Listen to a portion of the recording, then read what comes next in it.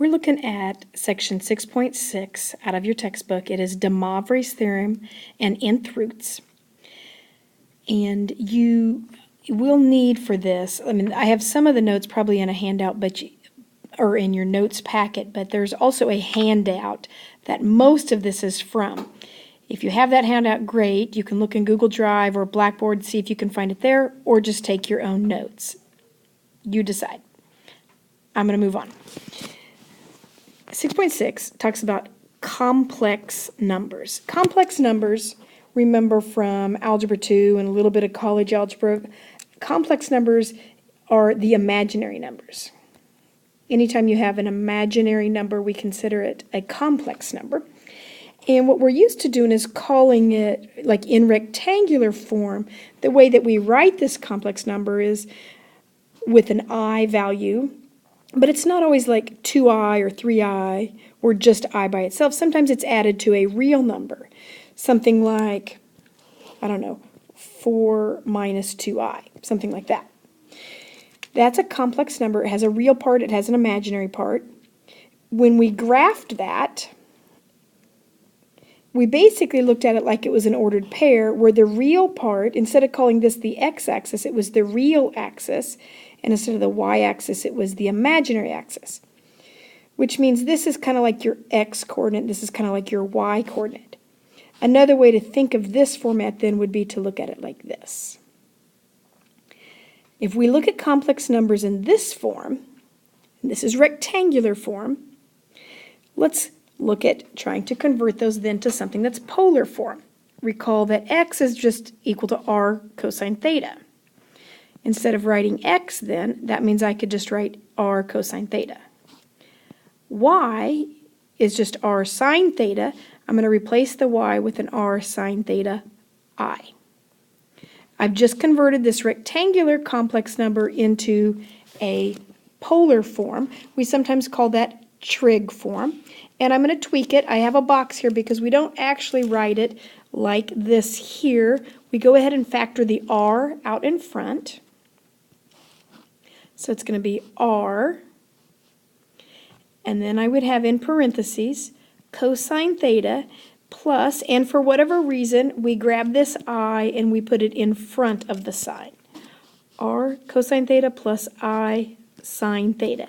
And this is the format that we use to write complex numbers in polar form or trig form.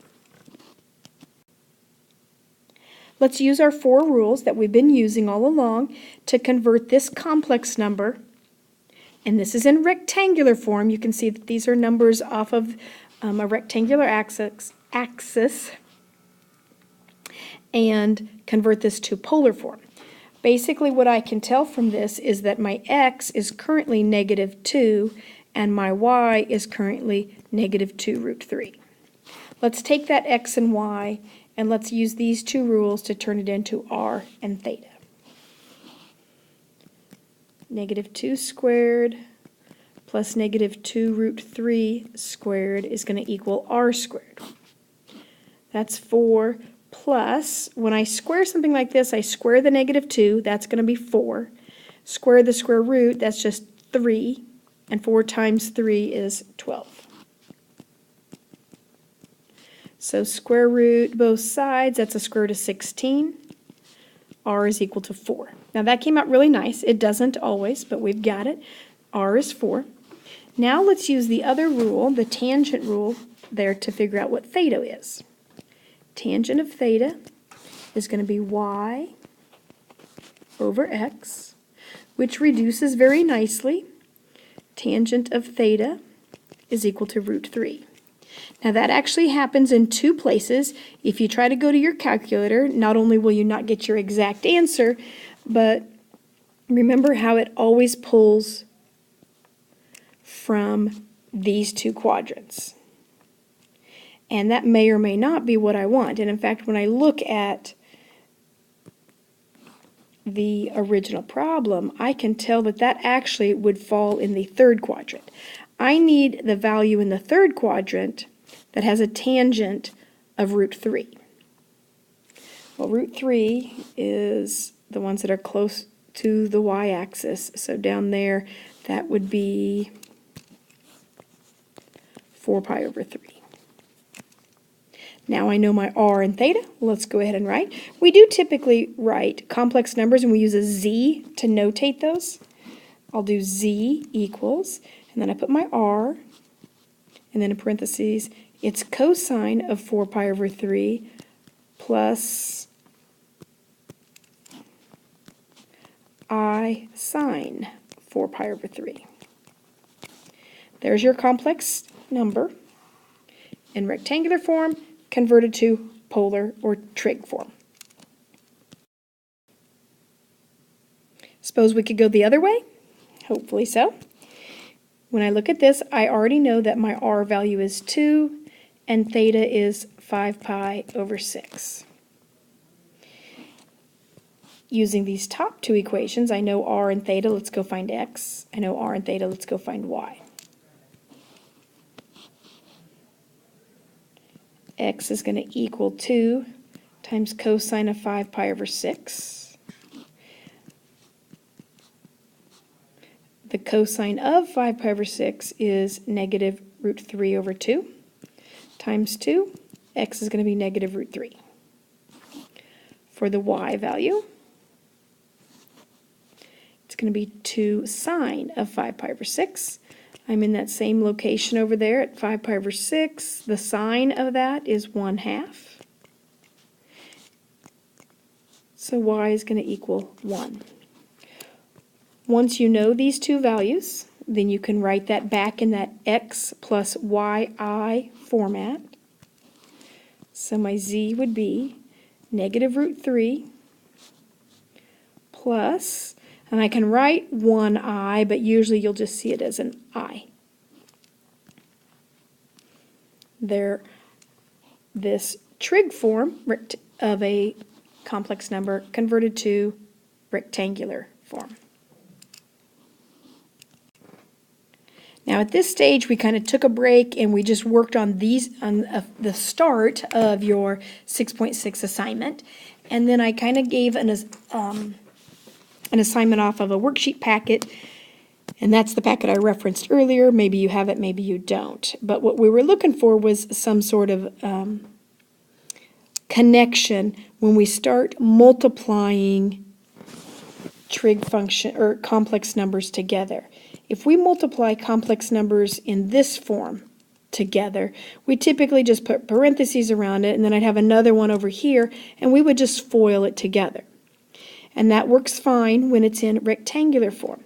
But how would you take this complex number times another similar complex number without having to convert, and then do FOIL? That's what we're looking to do now. You maybe get to stop now, maybe you need to keep going. Here's what we learned. We tried this with some different ones, and we learned that if you try to take this complex number times this complex number, what always ends up happening is that this r value out in front, those get multiplied. It ends up with, I'm going to come down below where I have plenty of room. When I multiply those, I'm going to end up with an a times a b. And then the other thing that we caught on to is if I try to multiply these together, what always seemed to happen was that this angle plus this angle was what my resulting angle was after I did the multiplication. This angle plus this angle.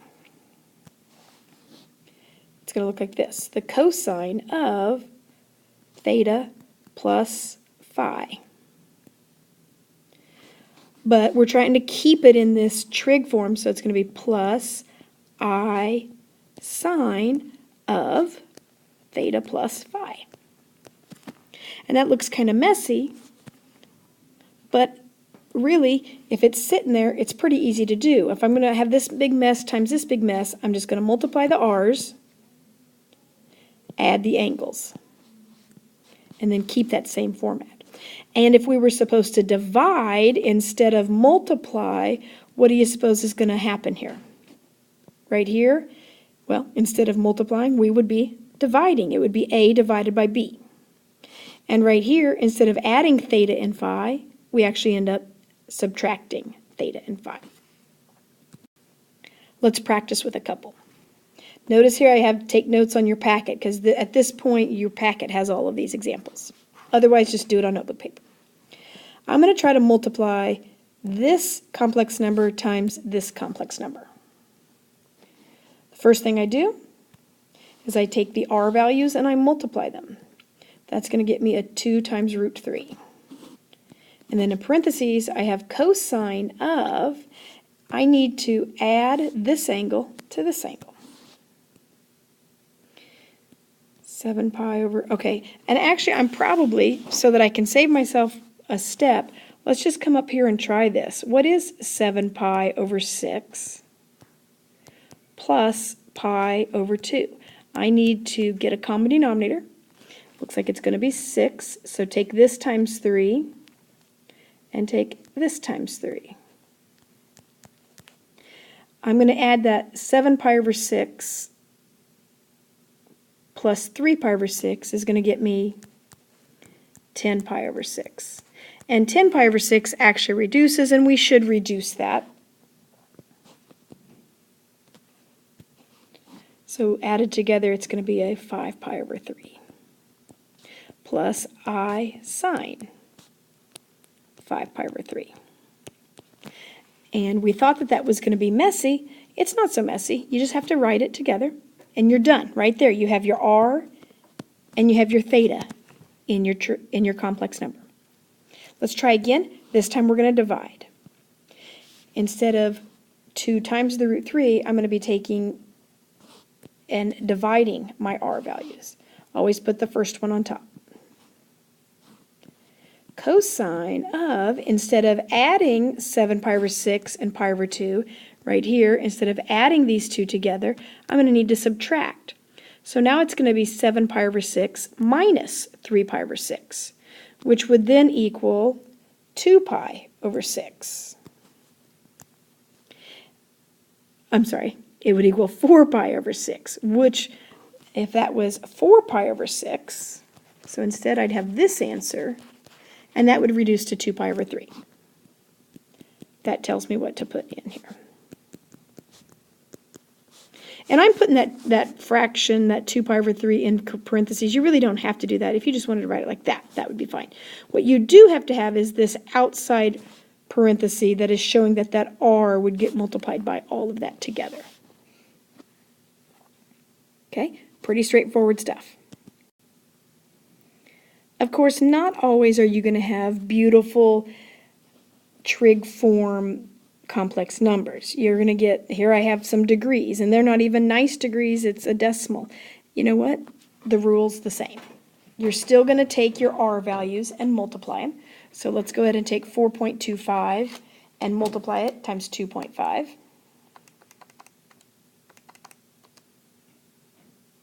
And I get 10.625. Maybe I'll go ahead and just round that to 10.63. And then, since I am multiplying here, I should be adding my angles.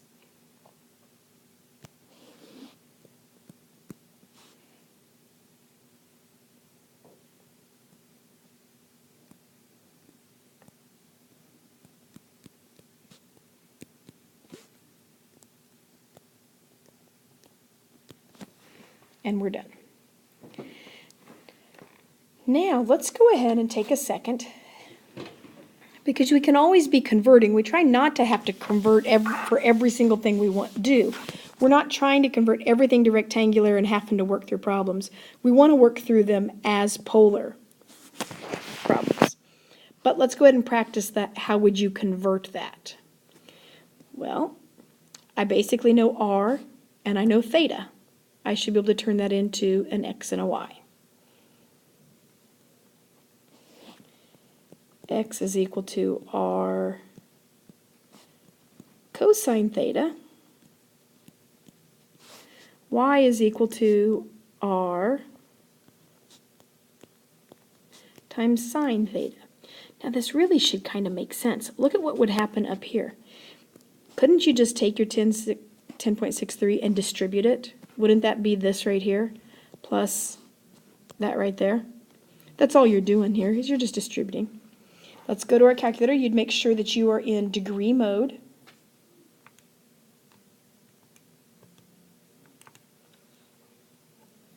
And just take your 10.63, multiply by cosine of 55.9. I get an x value of 5.96 plus, and then the y value,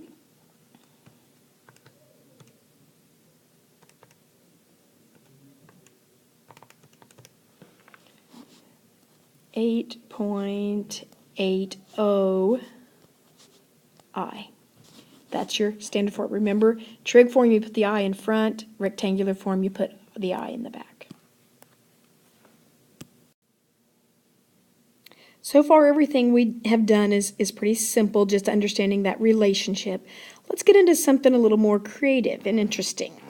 Let's say that instead of multiplying or dividing, I'm going to take powers. So like, what would z squared be if I gave you z? Well, all I really would be doing is taking this times itself. Would you agree? When you square something, you just take it times itself. So let's look at what we would end up with. You multiply their r's, you'd have an r squared. And then you add your angles. It just conveniently this time happens that these two angles are exactly the same. If they're the same, theta plus theta is really just 2 theta. Oops, can't do that.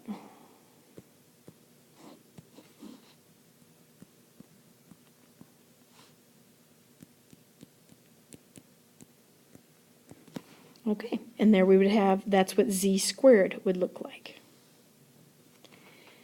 Now what if I wanted z cubed? Well, wouldn't z cubed really be z squared times a z? So could I take this right here and multiply it by the z? So multiply it by the r cosine theta plus I sine theta. Let's look at what happens. If I'm going to multiply it by that, I'm going to multiply my r values. So r squared times r is r cubed. And then when I would have to add my angles, so 2 theta plus 1 theta is 3 theta. So that's going to turn into cosine of 3 theta plus I sine 3 theta. Let's try one more. Let's try doing z to the 4th. Wouldn't that really just be z to the 3rd times z? So take it times this right here. Can you guess what's going to happen here? You're going to have an r cubed times an r. Well, that's just r to the 4th. And then I have to add my angles. 3 theta plus 1 theta is 4 theta plus I sine 4 theta.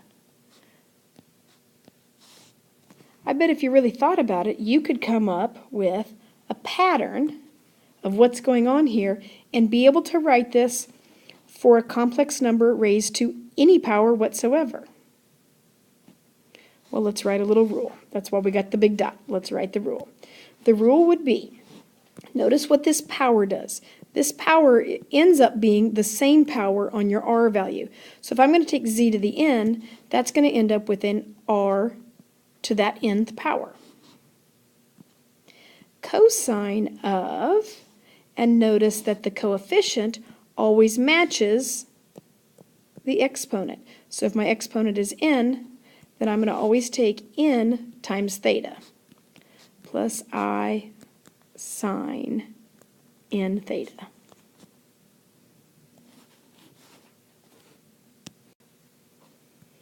And that, ladies and gentlemen, is what we call DeMoivre's theorem. DeMoivre's theorem. You maybe remember like the binomial theorem, where you could use Pascal's triangle to take binomials to high powers. You could use that as a shortcut. Well, DeMoivre actually used that idea to expand it to something that works on complex numbers. Now remember, we're dealing with imaginary numbers on this, so this is different than the binomial theorem, different than Pascal's triangle. Everything is in complex numbers. But if I was going to take something like this, raised to some huge power, I sure wouldn't want to sit there and FOIL it all out. I wouldn't want to have to convert it to a rectangular and then go do Pascal's triangle. What I want to be able to do is I want to work with it in the form that it is. And DeMoivre's theorem is really pretty darn simple. Let's try doing it.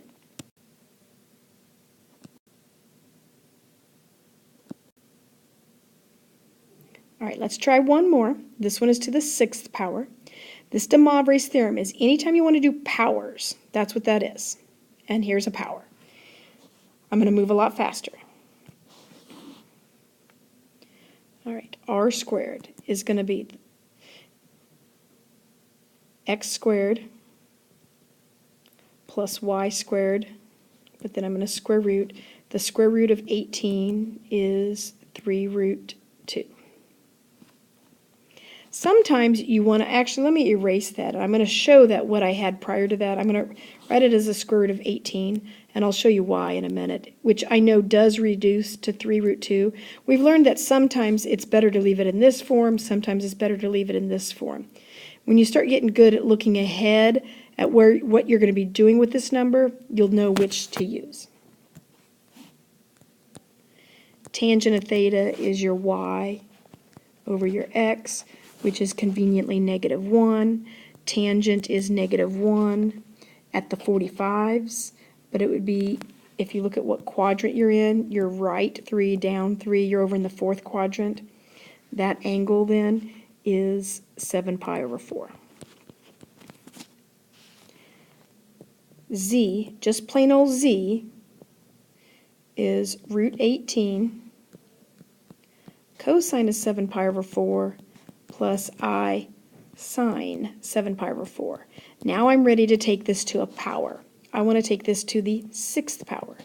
Well, what that means is I have to take this square root of 18 to the 6th power. That's why it's kind of nice to leave it as this instead of having to mess with both of those. It doesn't always come out nice, but this one would. If you remember that an 18 square rooted is really an 18 to the 1/2 power. And an 18 to the 1/2 that is then taken to the 6th really just becomes 18 to the 3rd power. And 18 to the 3rd power is 5,832. Doesn't always come out nice. I'm getting lucky here. And then what I have to do is I have to take my angles, and since I was taking it to the 6th power, I'm going to multiply this by 6. And you can see that's not going to be near as pretty as our previous one. I'm going to take the 7 pi over 4 times 6. Well, the 6 and 4 would reduce, so that would end up really being a 21 pi over 2 plus I sine of 21 pi over 2. And there it is in complex form. But here's the deal. Since the original problem was in rectangular form, this trig form that I ended up with really should not be my final answer. I should be converting this to rectangular form. So you kind of convert it to polar so you can do the quick power DeMoivre's theorem, but then you're going to switch it back to rectangular form. Recall that your x value in rectangular form is really just r times the cosine of theta, and the y value is r times the sine theta. So let's figure out where this 21 pi over 2 is. So here's 0. This is 1 pi over 2, 2 pi over 2, 3 pi over 2, and 4 pi over 2 is right here. So every 4, I'm going to end up back here. So here's 4 pi over 2, 8 pi over 2, 12 pi over 2, 16, 20 pi over 2, there's 21 pi over 2. It's basically just at the 90-degree mark. Think about what your cosine is there. Cosine would be 0. 5832 times 0 is just 0. My x value is going to end up 0. But at the 90-degree mark, the sine of that would be 1. So y ends up equaling 1. But remember that I'm going to have to take that times the r value. So it's really 5,832 times 1. Looks like this example doesn't have a real part to it. The real part goes away, and all I have left is the imaginary part. Final answer would be 5,832 times the 1, I. And that is your z to the 6th in rectangular form. Final answer. DeMoivre's theorem works great when you're doing powers of any kind of complex number. It might already be in trig form, that's even better, but we can also make it work in rectangular form, as we have on those previous examples. It's when you take something to a power. But what if you're trying to find a root of some sort? Like this is the 4th root of a complex number, and it is in rectangular form, but it's a 4th root. Can you tell me, if you take the 4th root of something, what power would that be? Remember earlier when I said you square root something, it's really a 1/2 power? If I 4th root it, it's really a 1/4 power. I'm going to look at this problem like it is a 1 plus I to the 1/4 power. That's all this is. And then you do the same thing. All right, so let's try it. That's what z equals. So let's go ahead and do that. I'm going to do the 1/4 power. Actually, let me change that.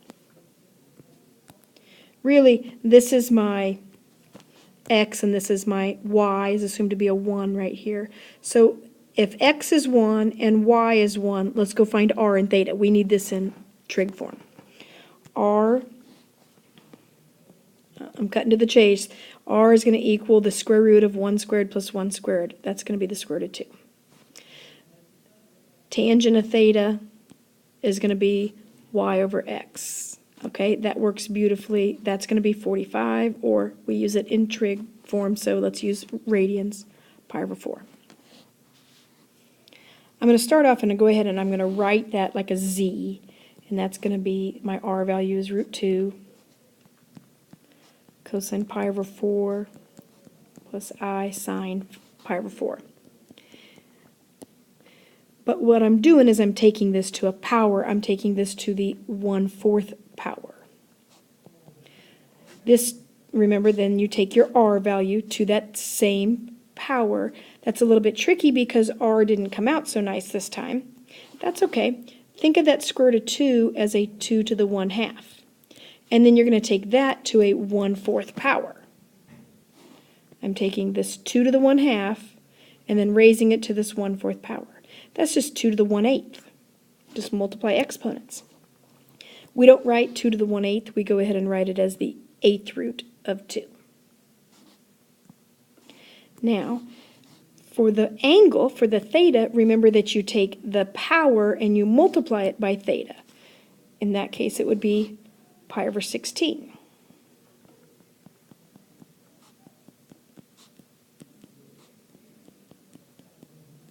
Ooh, that's ugly. That's a 16.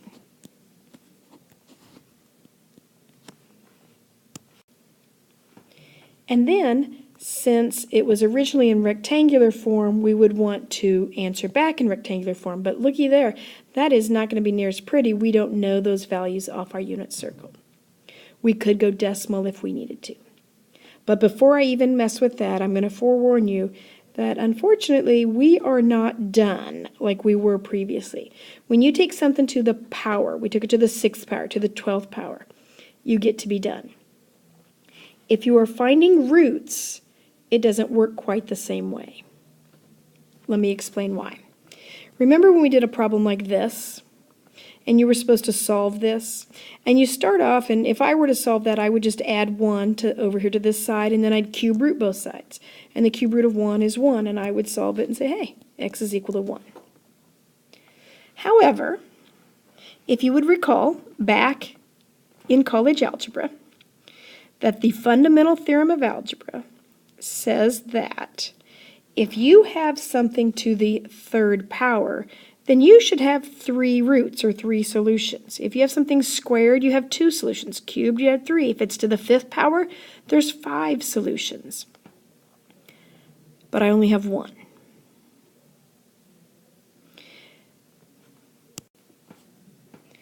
And then this is a real flashback. Let's see if you really remember this from college algebra.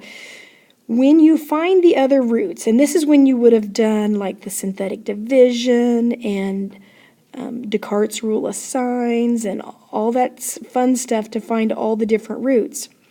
Sometimes they were real, and sometimes they ended up being imaginary. And if they were imaginary, they always came as conjugate pairs.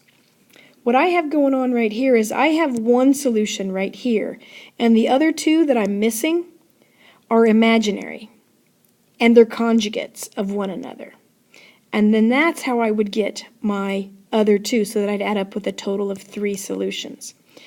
Well, what that means is when I took the root of this 1 plus I way up here, when I did that root, I wasn't supposed to have only one answer.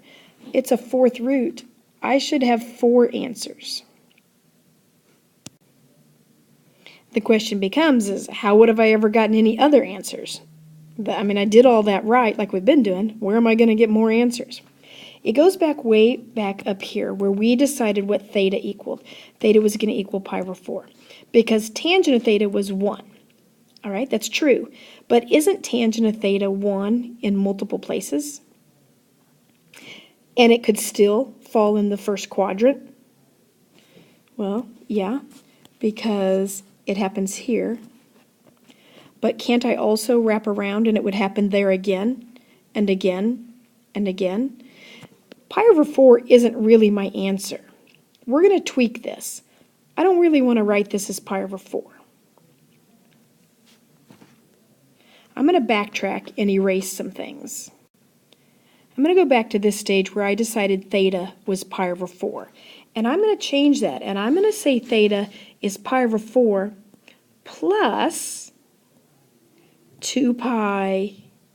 Well, I could add 2 pi. I could add it once, but I could add it twice, or 3 times, or 4 times. What I do then is I call that, I'm going to add 2 pi in. I'm going to add it multiple times.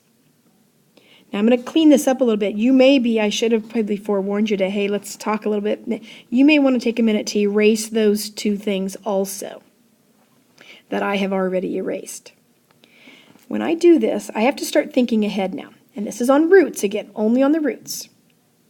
R is the square root of 2, but I'm going to end up taking that to the 1/4 power. So let's go ahead and write R to the 1/4.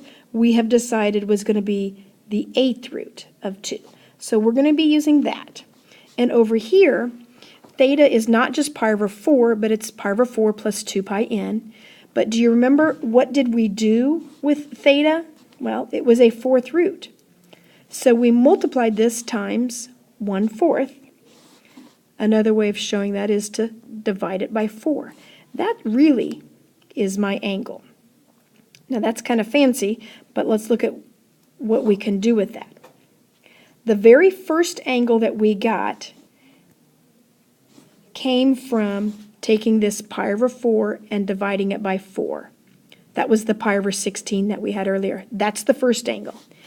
The other angles and how we're going to get more answers is to do this plus 2 pi n, but it's going to be 2 pi n over 4.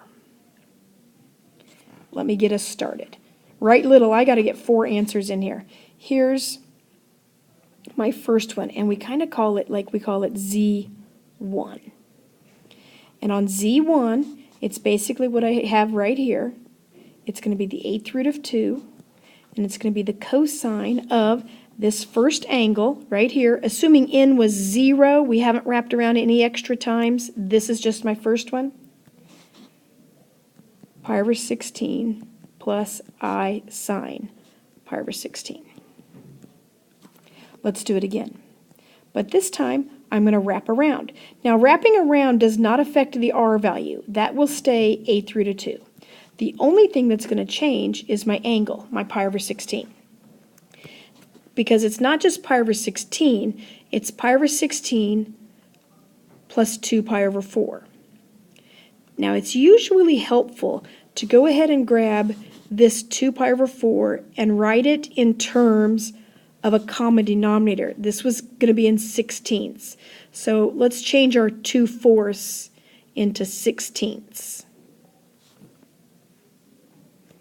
That would actually be, what, 8 pi over 16. And then what that means is I'm going to add this 8 pi over 16 n times. So I'm going to do it again and again and again and again. And this is going to be the number that I keep adding to my original. Pi over 16 is no longer my angle. My angle is now 9 pi over 16. Just added the 8 pi over 16. And I'm going to keep doing it. Let's find the third answer. The third answer, r value does not change. Cosine, now I'm going to add another 8 pi over 16. That's going to end up being 17 pi over 16. Oops, got that I in the wrong place. Fix that.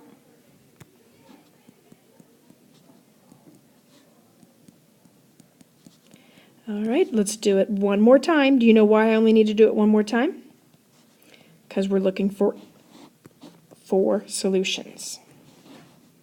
So that's an 8 root of 2, and cosine of, now I have to take my 17 pi over 16 and add another 8/16 to it, so now it's 25 pi over 16.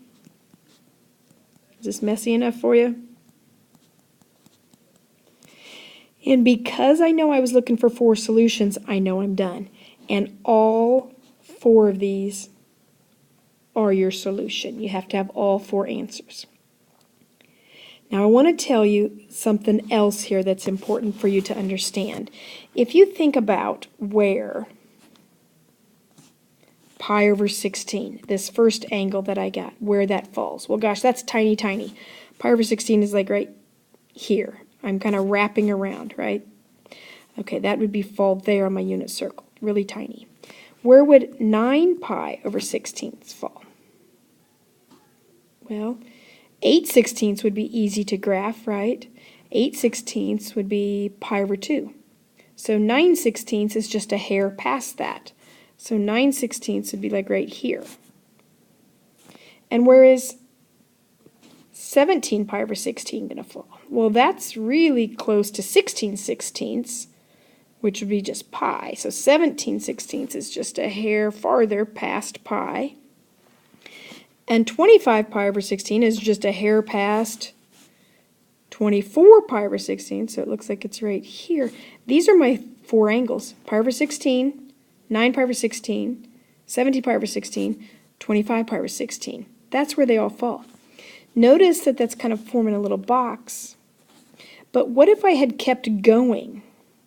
What if I had gone another time? Well, what would happen? Well, if I would have added another 8 pi over 16, I would have been at 33 pi over 16. Well, here's 32/16. Oh, I would have landed right on top of where I've already been. That's another reason we stop after 4. Otherwise, we start repeating and getting the same location on the unit circle. Okay. Let's see. Anything else that we need to talk about? Oh, I guess one thing to notice is once you find your first one, you're basically dividing your unit circle up into whatever chunks you're taking your root of. If you're doing 4 of them, then you're dividing it up into fourths. It's just that that first one is never going to be a pretty one.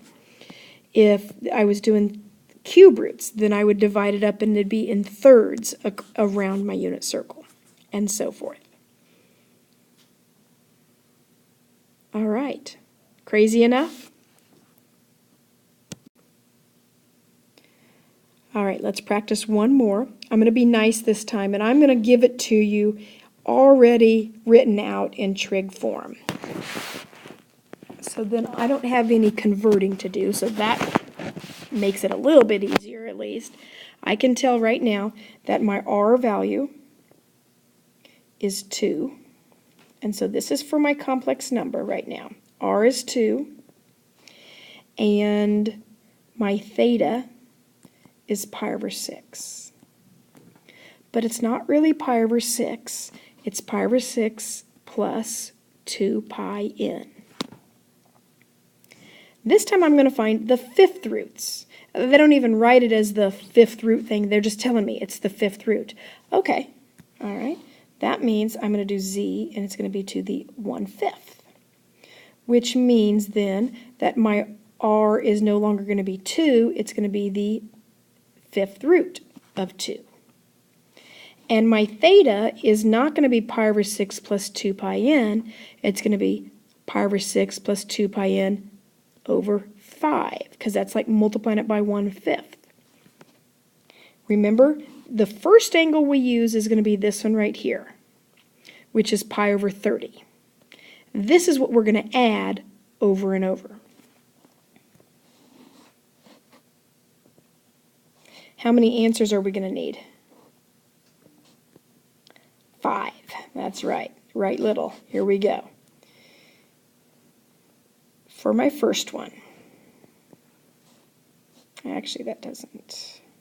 It's just z1 would equal. All right, my r value is going to be the fifth root of 2. And then it's going to be cosine of, the very first angle I have is the pi over 30, plus I sine of pi over 30. And now to get my second one, the r value does not change. The only thing that's going to change is my angle.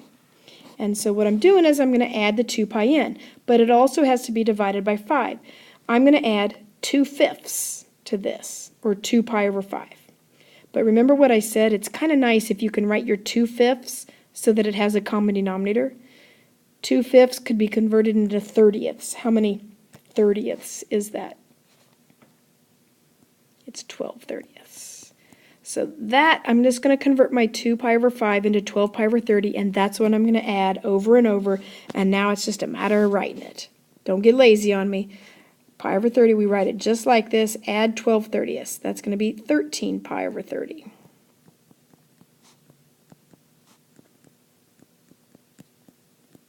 Now we do it again. Let's do the third one. R value stays the same every time. Only thing that's going to change, that angle, I'm going to keep adding 12 pi over 30.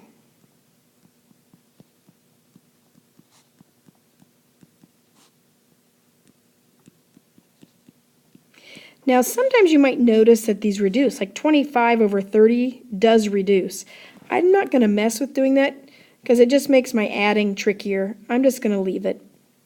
So now I want to add another 12 30ths, which is easy to do because I left it in 30ths.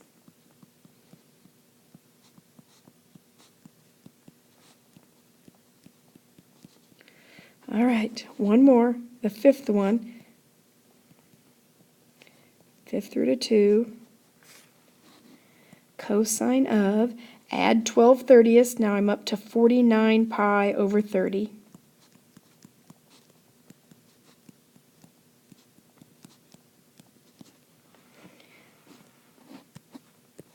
And that's my answer right there.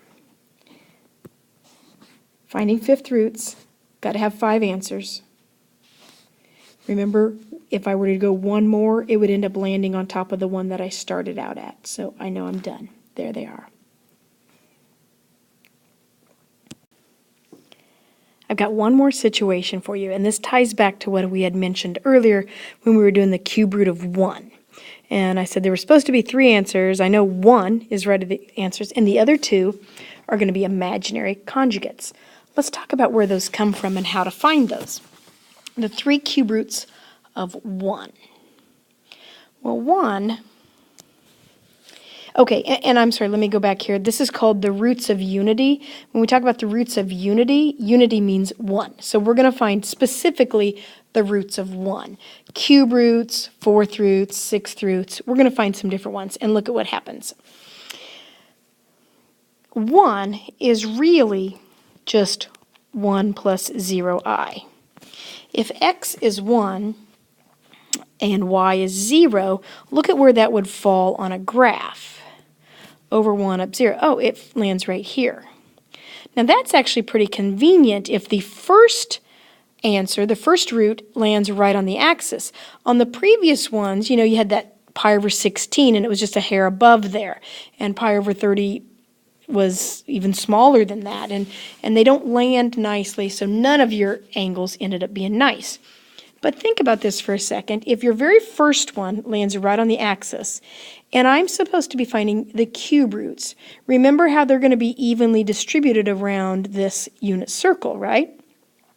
If the first one is going to be at 0, all I really have to do, and I'm thinking 0 is theta, right, at that angle, all I have to do is take 360, divide it by 3, that's 120. I'm going to have a root every 120 degrees. So I have this one, I'm going to have one right here, I'm going to have one right here down at 240, and then the next one, oops, that's not, well, that's 240, and then my next one would happen back at 360, and I'm back where I started, and it starts repeating.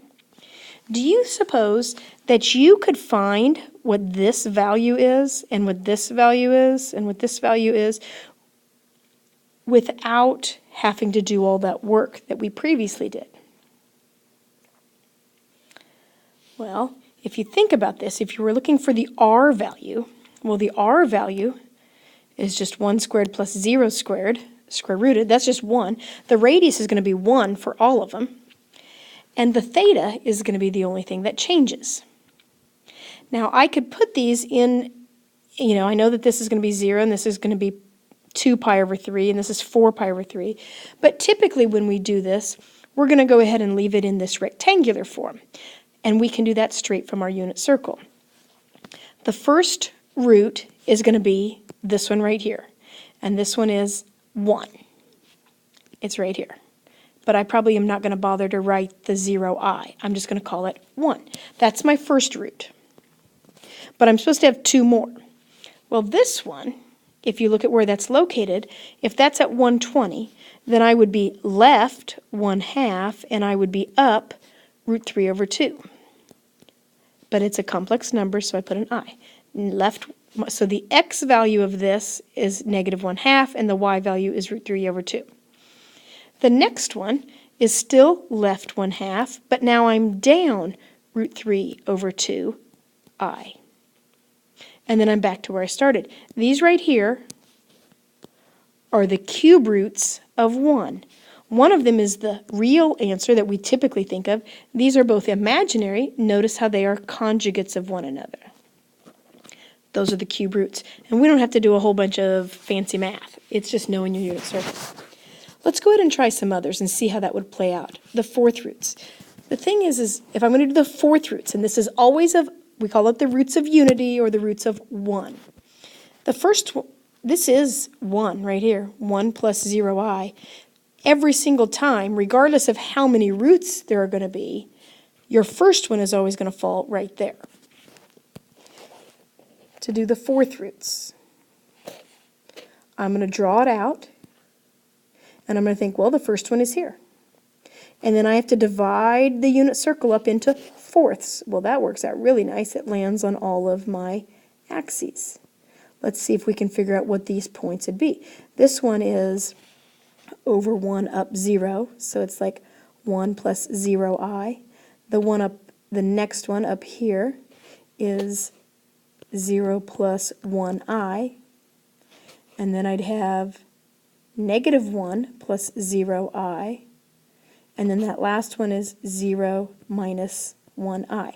Now I've written that out so you can see how that ties into this is your x, this is your y, and then you always attach the I. But let's simplify this. We already talked about what's 1 plus 0i. That's just 1. That's how we would write that. The next one would really just be I. The next one is negative 1. And then we'd have negative I. You have 2 real roots, the 1 and negative 1.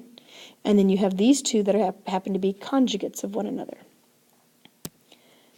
These are your fourth roots of unity.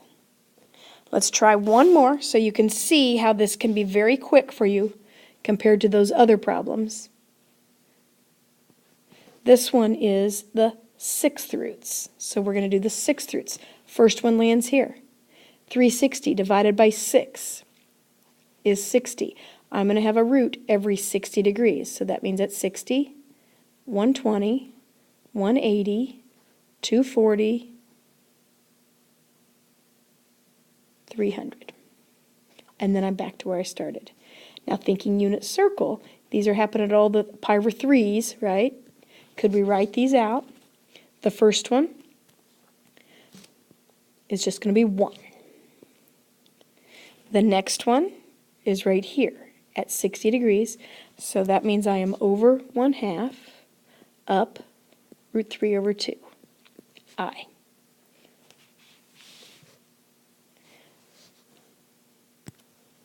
That looks kind of like an and sign, but it's a plus you're adding. The next one is going to be right here, and this time I'm left 1/2, so negative 1/2, and up root 3 over 2. Then I land right here, and this is actually at negative 1 plus 0i, or just negative 1. I'm just going to shortcut that. I'm just going to call this a plus or minus 1. Either one of those would work. Let's look at this one. This one means I'm going left 1/2 and down root 3 over 2. That's like this one, left 1/2, but down root 3 over 2. So instead of a plus, it'd be a minus. Can I sneak in a plus or minus, and then that would count for 2 of my answers? And then this one here, I'm actually right 1/2, but I'm not up root 3 over 2, I'm down. I'm going to sneak in a plus or minus on that one. And to be honest, look how similar these are. I really could have just snuck a plus or minus on my 1/2. But if I put a plus or minus here and a plus or minus here, you have to understand that that represents 4 different possibilities, all the different ways to match those up. These are, what I have here though is I got 2 on this one, 2 on this one, 2 on this one. These are my 6th roots of unity. All right, finally we're done. Okay, good luck. Hope this helps.